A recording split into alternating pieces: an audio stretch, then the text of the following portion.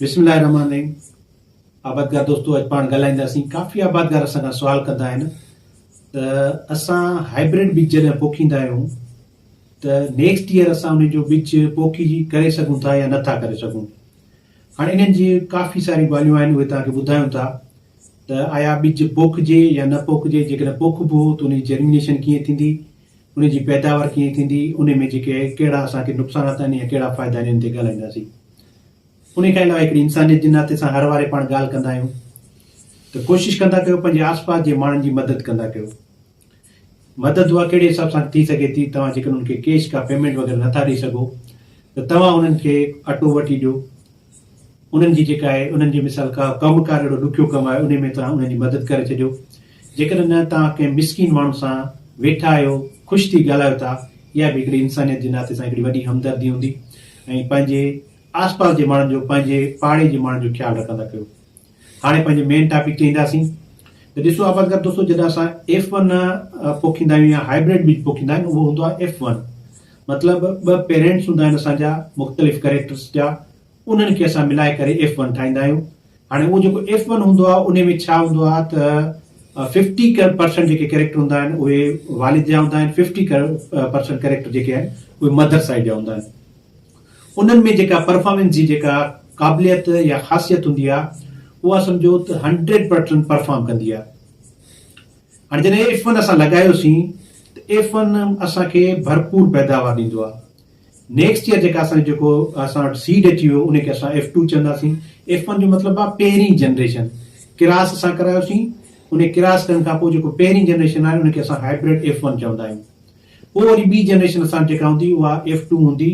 उन में छा हूंदो आहे त F2 में असांजो सेग्रीगेशन ईंदी आहे, सेग्रीगेशन स्टार्ट थींदी आहे, मटा सटा स्टार्ट थींदी आहे, उन्हनि में चेंजिंग स्टार्ट थींदी आहे। वाज़े कैरेक्टर न हूंदा आहिनि, ठीकु आहे। वालिद जा ऐं वालदा जा जेके पेरेंट्स उन्हनि जा हूंदा आहिनि, पेरेंटल लाइन्स हूंदियूं आहिनि, उन्हनि जा वाज़े कैरेक्टर कोन हूंदा आहिनि, ठीकु आहे। इहे वाज़े कैरेक्टर कॾहिं थींदा जॾहिं असांजी generation F3, F4, F5, F6 ऐं 7 ते असां वञी सिलेक्शन कंदा आहियूं। उन्हनि में असांजा वाज़े कैरेक्टर हूंदा आहिनि, त तॾहिं वञी असां सिलेक्ट करे हिकिड़ी वैरायटी ठाहींदा आहियूं। असां माना जिन्स जो प्रोसेस कंदा आहियूं, मतिलबु हिकिड़ो संग कयोसीं या हिकिड़ो असां जेको आहे पेनिकल कयोसीं, हिकिड़ो स्पाइक कयोसीं, हिकिड़ो जेको आहे उन्हनि जो असां कॉम कयोसीं, कुझु बि असां चऊं नालो, त उहा जनरेशन असां हूंदी आहे। हाणे छा हूंदो आहे, F1 में हेट्रोसिस ज़्यादा हूंदी आहे, हाइब्रिड विगर ज़्यादा हूंदो आहे, उन्हनि में परफॉर्मेंस करण जी सलाहियत ज़्यादा हूंदी आहे। F2 में जॾहिं सेग्रीगेशन हूंदी आहे त असांजा जेके ॿूटा हूंदा आहिनि उहे हिकु जहिड़ा न हूंदा आहिनि, ठीकु आहे। उन्हनि में यूनिफॉर्मिटी न हूंदी आहे। उहे ॿूटा असांजा जर्मिनेट सुठा थी वेंदा,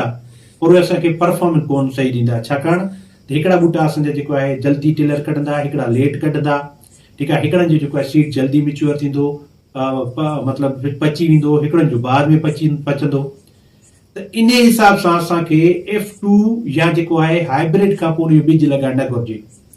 उन खां अलावा जेको आहे मार्केट लेवल ते बि थी सघे थो तव्हांखे हुनजी सीड जेको आहे सीड में बि चेंजिंग थी वेंदी आहे, छाकाणि त उन्हनि में सेग्रीगेशन जेका तव्हांखे चवंदो चेंजिंग ईंदी आहे न, उन जे करे असांजो वाज़े तौर ते माना असांजो सीड अलॻि अलॻि हूंदो आहे, ठीकु आहे। सो इहे कुझु वजूहात आहिनि। तव्हां बीज लॻाए सघो था, पर तव्हांखे पैदावार ईअं सम्झो त F1 खां या हाइब्रिड जेको तव्हां लॻायो था उन खां तमामु घणी घटि ईंदी।